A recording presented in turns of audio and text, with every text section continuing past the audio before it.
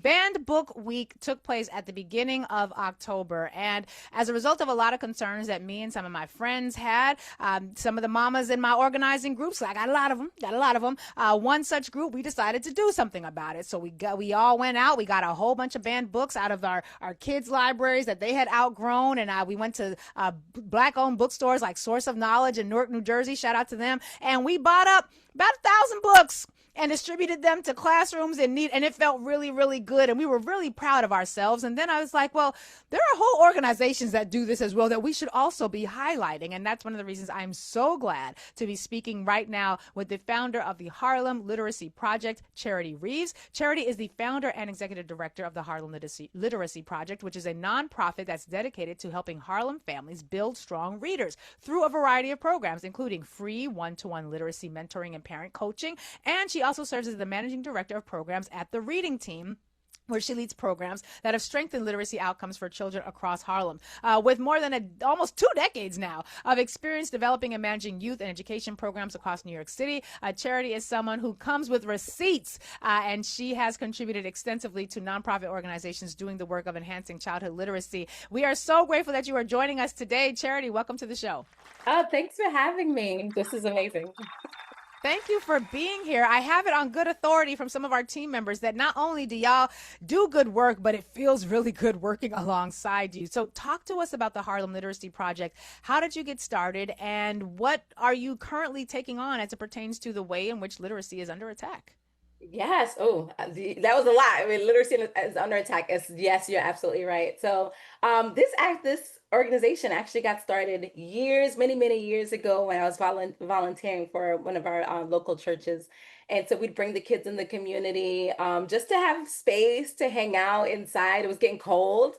And so we were playing games with the kids and these are middle schoolers as we were playing. I don't even remember that game Gestures where you Oh, pick it up yeah. and you have to say what it is, you act it out. So we were finding that a lot of the kids couldn't read the words on the cards, and we were helping them to read them. And that's really how I was like, what's happening here? We thought it was an isolated incident, but the more that they were bringing their friends, because it was like free pizza and soda and free space, we realized it was an ongoing issue with most of the kids Wow. coming in not being able to read these words on the cards. And No, so Gestures is that not a kind of game that Gestures is not one of those games that's for like older no, adults. It's a yes, family game. Everybody with a middle school level education should be should able be to read the words. absolutely, absolutely. These not really hard words. And so Right. at the time I was at going back to school at City College, and I decided I wanted to do some research on what was happening in the Harlem community. And the more I researched, the more I found out that at the time, this was 2019, 70% of children in Harlem were not reading proficiently. I'm sorry, 70 what? 70, you heard that right, 70 in 2019, 70% of children in Harlem were not reading proficiently. I was Wow. appalled. And I was a little shocked by it. I'm like, wait, do people know this? Oh my Is this God. what is happening? What's going on? And so I took on this issue. I'm like, this is a problem. And so we started a tutoring program with the students and so forth. And so that really that got me on the path of focusing on literacy in the Harlem community, just feeling like it was just a huge injustice that were happening to our children, especially in a place like Harlem, where, like reading The is so Harlem Renaissance, Langston Hughes, Zora Neale Hurston. This is where right. Black literacy was fostered. Now I don't want to say birth Absolutely. because we was reading before we got here, but like, my God, that's horrifying. Yes. So I took it on, finding out that the problem was systemic. It was not just our parents, because the parents were not aware that this was actually happening. And so, Mm, during COVID, it was this huge outcry where parents were at home realizing, what have you guys been doing with our children? right. And so thankfully that threw some light on the situation. And so now you see like the city is just moving into phonics and literacy. So a huge part of that is because the parents were outraged when they discovered that this was what was happening with their children. And so we had already been on the forefront of getting parents really teaching their own children how to read. And so that's our focus. Our focus is to move this issue from the DOE, from the system that is broken, and put it back into the hands of parents, families, cousins, whoever, and to say, this is how you teach a child to read. And so we're going to give you this skill, not just so you can teach your own children to read, but we can help, we can move this out of the hands of the system that is so broken, and that we don't have to rely on them to do that. So that's the work. That's what Harlem Literacy Project does.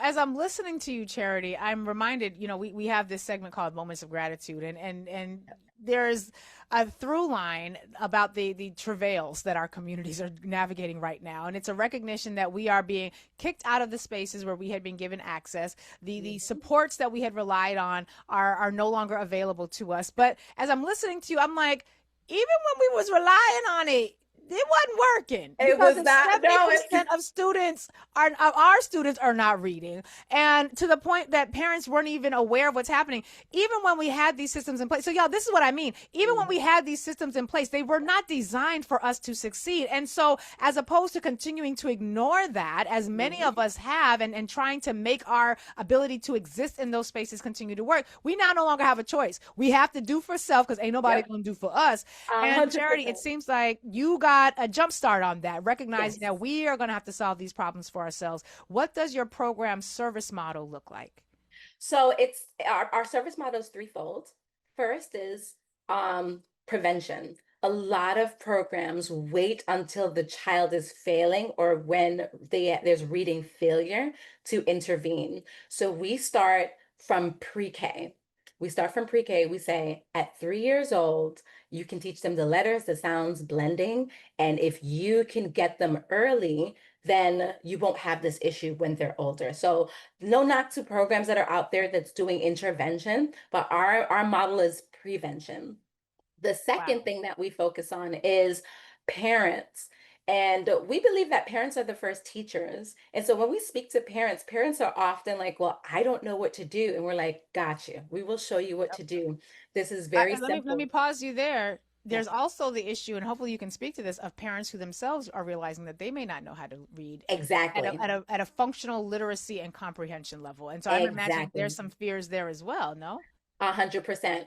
So, which is why for when we focus on say our parents are going to do this, we pair our parents with reading mentors. And so, our reading mentors are either college students, volunteers for faith-based organizations that we teach them just a simple foundational model of teaching someone to read.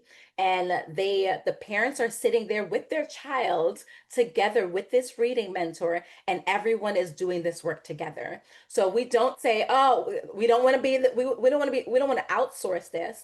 And so we pair our reading mentors with the parent or the fam or the grandmother, whoever is that child's caregiver. And the three of them are working together to do this foundational phonics work. And so Wow. because we focus on prevention, it's elementary. So even if a parent is not the strongest of reader, we're focused on basic, simple letters and sounds and blending. So even if themselves are not the strongest, they're also learning together as well. So by the time their mentor is done with them, the parent now has the knowledge to continue this work, not just for the child that they just taught, but any child that comes after this child. So now we've given the skill back into the hands of the parent, because right now parents think, oh, this is something that teachers have to do, or someone that has a master's degree, and we were learning to read by candlelight, right? So Come this on. Under threat of death under if we were threat of found death. with a piece of So writing. if the ancestors could do it, right? And so with all the things that we have in the technologies, we can do it. And so that's what we do for our parents. We encourage them, we give them the free resources to do this, and then we tell them like this is how you, and then after about 3 to 4 weeks, we do a lift off, and now they're modeling, they're doing it themselves. Because our goal is that we do not want to be the gatekeeper of literacy. We want Right. to pass on the simple knowledge back to where it belongs, into the hands of the caregivers to be able to do this. So they're not relying ever on a system again to educate their children in the basics of reading. So you have not only educated the child, you have empowered and educated, I'm sorry, empowered and educated the child. You've Mhm. empowered and educated the parent. You've given the college student mentor skills and how to teach a skill to someone else, which is going to Yep. be extraordinarily important in this Mhm. era. I mean, it's always important, but it's going to be increasingly so. And because of these connections, you are helping to fortify a village. Yep. This is absolutely Yes. phenomenal. And so you haven't been, how long, you said you discovered this issue in 2019. How long have you been doing this work vis-a-vis this tool, the Harlem Literacy Project? So we started the model in 2019, and then we solidified it in 2023, where we got our partnership with an organization called the Reading Institute of New York. They give us the supplies, they give us the curriculum, they give us everything. And so then we work with the schools. We go into the schools, we say we're going to do parent workshops here to get the parents out to be able to do this work. And so for the last two years, we've been really honing this thing in. And so of now, we've served over 300 children and families in Whoa. getting this work done. And so the more we get the work out there, the more that those doors open up for us to be able to continue doing this work and giving this on to parents. So it's been super exciting.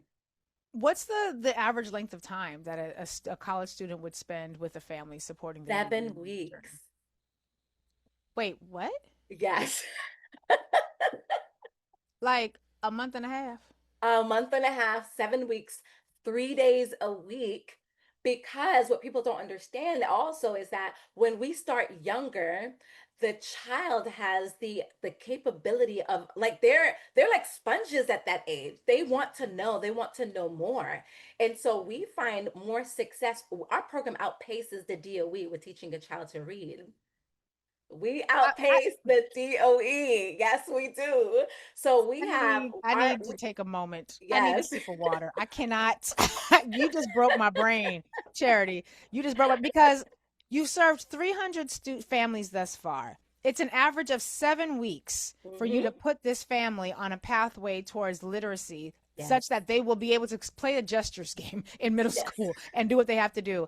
And what happens in the aftermath of the 7 weeks? And then if you could, how much does it cost per family? I'm trying to, I'm going somewhere with this. What is the relationship that the family has with your organization after those 7 weeks? Does that continue? Is it sort of okay, are you giving the Kamala Harris wave like farewell, Godspeed, or is there a continuing relationship there? And then I want to talk about cost. So, out of just the shared relationship that our reading mentors form with the families, they like to continue, even they don't need to. Because essentially, what we do is, because we've given that student the foundation of reading, now when they go to school, they don't really need the teacher to do too much in the foundations of the reading. So the teacher now gets to build on that because the foundation is already laid. And so our students, they end up reading much faster and going way beyond when the teacher actually gets them, because now learning is happening at a much faster rate. They're taking in more information. There's less homework that parents have to do with their kids because they know how to read the instructions. And Oh so my just from that 7 weeks, and I tell parents, 7 weeks, this is all you have to do. 7 weeks, 3 days with us, 10 minutes a day with your child, just continuing to read to them and just continue to do these exercises. After 7 weeks, the child continues to learn and just keep going and growing and growing and growing. We have a student that we started, what, she did it 3 years ago when we first got started. She was in pre-K. She is now reading on a fifth grade reading level. She loves to read. And her mom, these are just these people from the block, right? These are just we're just hanging out. And her mom is just, she loves to read. I can't put books down. She likes her phone, but she loves to read, likes to go to the library. And so our kids enjoy reading more because they got the skill from early. They Right. are open to a world of authors and knowledge that would be closed off to them if they had learned at the rate that the DOE says that they can learn. The DOE doesn't really expect the student to start reading until they're in first grade. That's Because they too don't have any late for high our expectations for our kids. that's too They late want for us to our read when children. it's too late. Right. Yeah, that's too Right. late for our children. Especially when our kids are in schools. Some of our children are in schools from the time they're babies. They're in there from daycare. Right. And so if we Right. have them this young, why would we delay teaching them this most basic and most important skill that they need? Why would we delay until first grade? And once you're over the skill cultivation part of learning how to read, reading is the It's most fun ever. it's I so have gone fun. to places in my imagination. I Yep. have favorite authors. I get when oh my god, like I Yeah. and I was one of them kids. We didn't get to watch a whole lot of TV. We got to watch the Cosby Show in a different world and Yep. maybe half an hour of cartoons, and then you had to be outside. You had to go play. You had to go read. Like that was what Same. what it was. And it's fun. Like when you find So a fun. genre of writing that you really appreciate, and different genres for everybody, it is an amazing thing. How much does it cost per family? I don't know if you have those numbers broken out, but So if I it wanted to is sponsor a family, how it much is would that zero cost? cost to our families. Our families pay nothing to do this work. How much? No, I'm However, asking how much does it cost for you as an organization to pay for this family, this 7 week experience with the college student, parent, or caregiver and child? so at cost, it costs $500 per child to be able to do this work. You got Five, to be out your damn mind. That's five all hundred. That's it. That is it. That is it. So charity. can you think of how much it costs on the back end for intervention? Thousands and thousands of dollars, where for 5 weeks for $500 we can give the student the foundation and then just go, okay, great. You got the foundation, you got the hard part. Now reading can be fun and enjoyable, and doing ELA work is not like a nightmare for parents. And so it's just amazing to see. And the beautiful thing about it, we find that our children learn faster because there's a caregiver that they love that's Right. sitting there with them, helping them Right. along, as And I can opposed to a imagine what that does for stranger. the interfamily relationships, like A and hundred cultivating a percent. closeness. We get to see children read their first words and the parents' response when they see it. It's like, oh my gosh, she read her first word. My baby And reading. it's just beautiful. It is just so beautiful. It's such a beautiful, it's amazing. And so for just $500 to be able to do this work for 7 weeks and then that's it, it's like, come on. And there's a part of me that, I don't want to lose hope in the world, but I'm like, is this malicious? This has to be. Like, this is not rocket I mean, science. okay, so you don't lose hope. I'm gonna just speak reality. Of course, it's malicious. They don't want. We have been fighting. We could be killed for having a conversation about how to teach our children how to read. When our children integrated into these schools, the teachers who were teaching them did not have a professional development series on how to stop Mhm. seeing black children as deficient Yep. little animals. Like they didn't get professional development on that. There was no expectation or demand that they had to listen to for that. I mean, so from my perspective, it's not Yeah. about losing faith in the world. It's about having an honest understanding as to what's happening. They have an expectation of us having to fail unless proven otherwise. And based on what you just shared with us, what you can do with $500 a month as a nonprofit organization, which everybody can donate to at harlemliteracyproject.org/donate. Yes. Like, of course, it's malicious. It's malicious until they can prove otherwise. Actually, that's not slash donate. I'm sorry. harlemliteracyproject.org. Go to harlemliteracyproject.org. You will see donate at the top of the menu. Yeah. Charity, this is phenomenal because It I'm wondering, like, we only got a minute or two left, but is the teacher union coming for you? Because you making some things feel a little irrelevant right about now. But listen, this is why we do it outside of the school. There's no you can't stop what this is happening. And so I Hmm. I go to schools, but there's plenty of schools. There's plenty of schools that will say, well, no, not at this time. There's even though there's no cost to them Mhm. or nothing, but to for me to come in, that I have to share the narrative with parents and sound the alarm to say, if you continue, you don't do this program, this is what's going to happen. They try to hide the numbers. There's one Oh, school because you're a right now that threat, we work honey. with. there's only 23% students in Harlem. Only 23% are proficient. It's insane.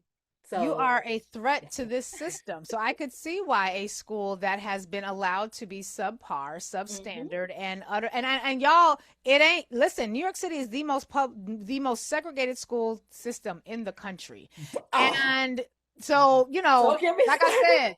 Like I said, it's malicious until proven otherwise. And that's the sort of perspective that I want us to take. But I don't want to focus so much on there. I want to focus on the hero that I'm speaking with right now, because Charity, you could have recognized this and be like, damn, sucks to be them. Glad I'm moving out of Harlem. Ain't gonna raise my kids here. Moving on up. Like, you could have done that, but instead you chose to use that moment, that pressure, and that recognizing that squeezing ourselves into the system was not working, had a Yes. demonstrated history of failure.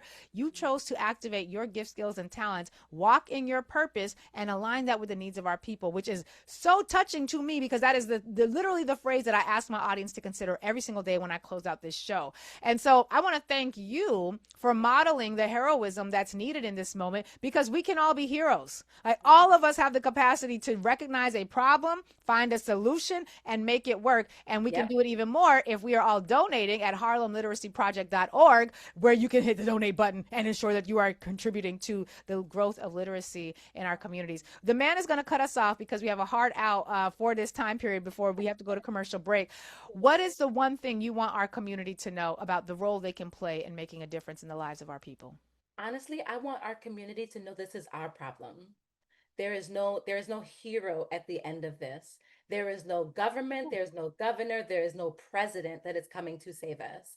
These are our children, this is our problem, and I Come on. want the community to say, no, what can I do? So if you know that there's somebody that needs to read, just pause a few minutes, teach them to read, whatever it is that you can do, but this is our problem. No more system failures. This is on us to do this, to educate and Mm. teach our children to read.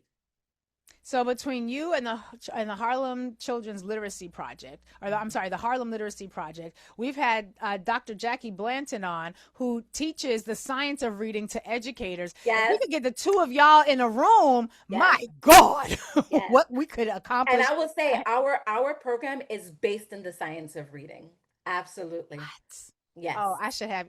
You know what? We should do a literacy day where we have you and Dr. Jackie Blanton on at the same time. Amina, Jonah, please, let's put that together. I want to do that because I think this would be really, really helpful, so that the families understand how we can make this work and the educators do as well. Charity, oh, and I see the team member is yelling yes in the chat, only because the man is going to cut us off. We have to stop this interview here. I need your promise that you will come back on. I want to facilitate a discussion about how our educators are empowered to not repeat the problems happening in the New York City DOE, and how our parents can do the work of making sure they're connecting with organizations like yours, and all of us are better able to learn how to read, which is something that we taught the world to do, folks. I know we Yes. like to talk about us being an oral history people, and that also existed, but baby, we came here reading. Okay, Mhm. we came here reading. Mhm.